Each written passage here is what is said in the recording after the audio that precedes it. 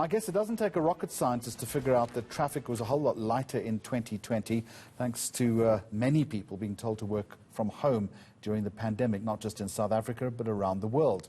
Now there's new data out to support that claim. The big organization, the GPS giant TomTom, is out with its annual analysis of traffic data from around the world.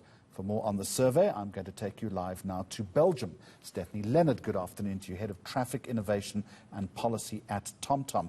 First of all, as a starting point, maybe a good place to go to is how you define traffic congestion for this survey.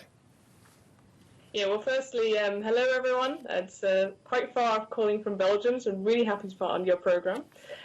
So at TomTom, we calculate the congestion rate by the amount of extra time that drivers are taking to complete their journeys.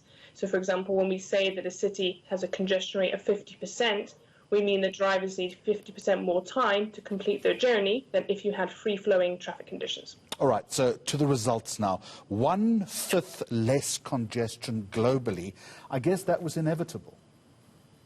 Yes, you could say it was inevitable. 2020 was a year of lockdowns, restrictions all around the world, and without people normally travelling for the things they were normally doing, of course you saw lower levels of traffic.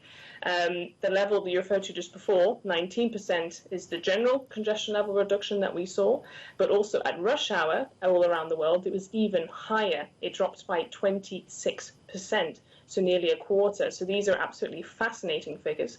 And all of this is, of course, powered by the 600 million connected devices that are using TomTom technology.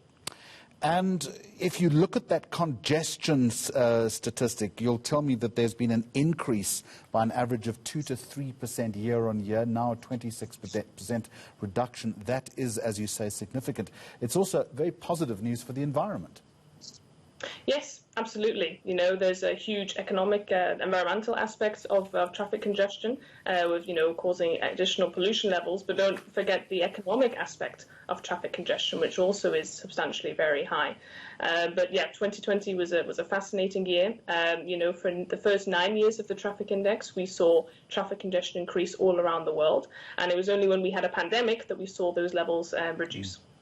I'm going to get to the most congested and least congested cities in just a moment, but also looking at the results, I wonder if there's a trend extrapolation here.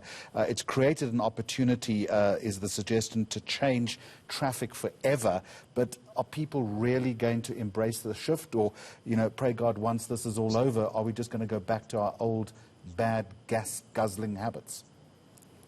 Yeah, I think it's dependent on a lot of factors, I don't think that we're going to really see some long-term trends until much later in maybe 2022, 2023. Of course, it really depends on how much of the next coming years we're going to be spending in lockdowns and restrictions, how, of course, the virus is going to continue in many countries. But of course, I think we're going to see a lot of changes. If they're going to be positive or negative, seeing increases or decreases, we're going to have to basically watch out. All right. Which is the most congested city in the world? Which city do you think it is? So we're going to have a quiz, are we? I'm going to suggest that it possibly is somewhere in India. So that is the second most congested city. Mumbai takes that place, but actually it's Moscow, the capital of Russia, which is the most congested city. So drivers in Moscow need 58% more time to complete their journeys. And the least congested city in the world is a very small place in the United States that probably is not very familiar for most of your viewers. But yeah, we've seen a huge change all around the world as part of the congestion. But actually the figures... Hang on, Steffi, go on then. What is this place in the United States? I'll be honest that the name forgets me right now live on television. Oh, which is why you were glossing over it so quickly. Don't worry, we'll look it up and we'll try and bring it to our viewers. What about South Africa? How do we feature? Yeah, so South Africa saw a drop of in congestion level of 18% as a kind of general figure. At rush hour, that was down by 28%, which are, those are very significant figures. It's actually, interesting enough, the same level of reduction that Ireland saw, but not as high as America. The United States of America, their rush hour levels dropped by 40%. So somewhere in the middle, I would say. In terms of South Africa, do you break this down per city? Yes. So, for example, at Johannesburg, their rush hour levels dropped by 36%.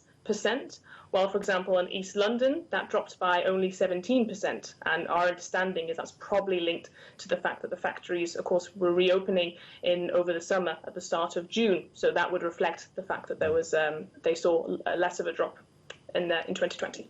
And what about Belgium, Stephanie?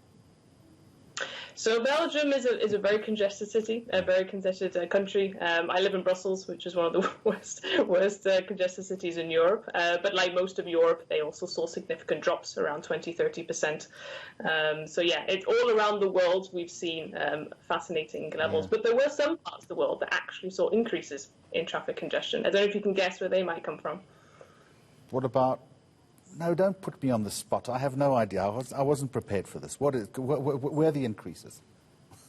So we saw increases in New Zealand, which of course had a quite different experience with the COVID pandemic this year. That makes sense because they dealt with the pandemic very quickly, didn't they? Yeah.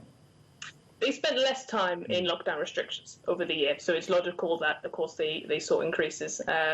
But also in places like Taiwan, there were many cities in Taiwan that actually saw increases, and again, they had a very different experience with COVID in 2020.